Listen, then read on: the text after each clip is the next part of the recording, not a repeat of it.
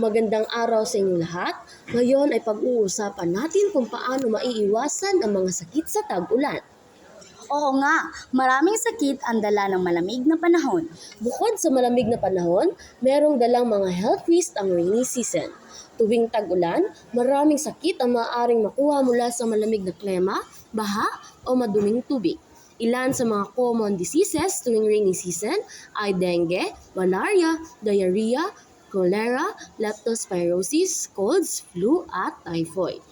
Kaya nga, paano nga ba natin maiiwasan ang pagkakaroon ng sakit tuwing tag-ulan? Alamin ang mga sumusunod na health tips para manatiling malusog at protektado laban sa iba't ibang sakit tuwing rainy season. Iwasan ang paglusong sa baha. Huwag lumusong sa baha at iwasan ang paglalakad sa maduming tubig. Ang baha ay kontaminadong tubig. Kapag lumusong sa baha at ikaw ay may open wound, maaring makapasok sa iyong katawan ang bakterya mula sa maruming tubig. Isa sa mga sakit na maaaring makuha sa baha ay ang leptospirosis. Ang bacterial infection na ito ay maaaring magdulot ng sintomas tulad ng lagnat, panginginig ng katawan, ubo, pagsusuka, pagtatae, pamumula ng mata at paninilaw ng balat. Kung hindi maiiwas ang lumusong sa baha, siguraduhin nakasuot ng proteksyon tulad ng rubber boots at gloves. Ikalawa, uminom ng malinis na tubig. Para maiwasan ang sakit tulad ng diarrhea, typhoid at cholera, uminom lamang ng tubig mula sa safe sources.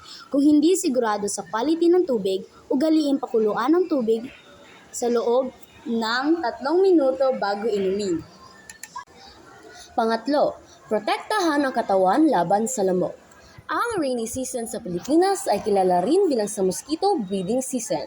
Ang stagnant water na nabubuo tuwing tag-ulan ang siyang pwedeng maging mosquito breeding sites. Dahil dito, nauuso rin tuwing tag-ulan ang mga sakit na dala ng lamok tulad ng dengue at malaria.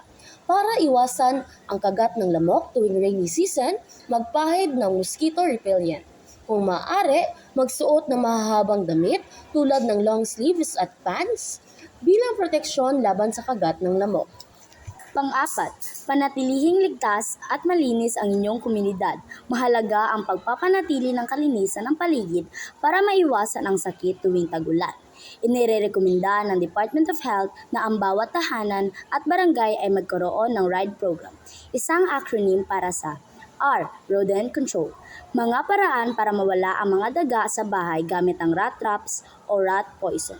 I. Improved flood control. Mga paraan para maiwasan ang mga baha. D. Drain water. Paglinis ng daluyan ng tubig at pagtanggal ng stagnant water. E. Enforcement of garbage collection. Maayos na pagkolekta ng basura. At panghuli, palakasin ang immune system. Para manatiling malusog sa tag-ulan, mahalaga ang pagkakaroon ng matibay na immune system. Kapag malusog ang immune system, kaya nitong protektahan ng katawan laban sa iba't ibang sakit na uso tuwing tag-ulan tulad ng sipon, flu at iba pang infeksyon. Dapat natin itong alalahanin sapagkat malaking tulong ito upang maiwasan ang mga ganitong sakit. Yay!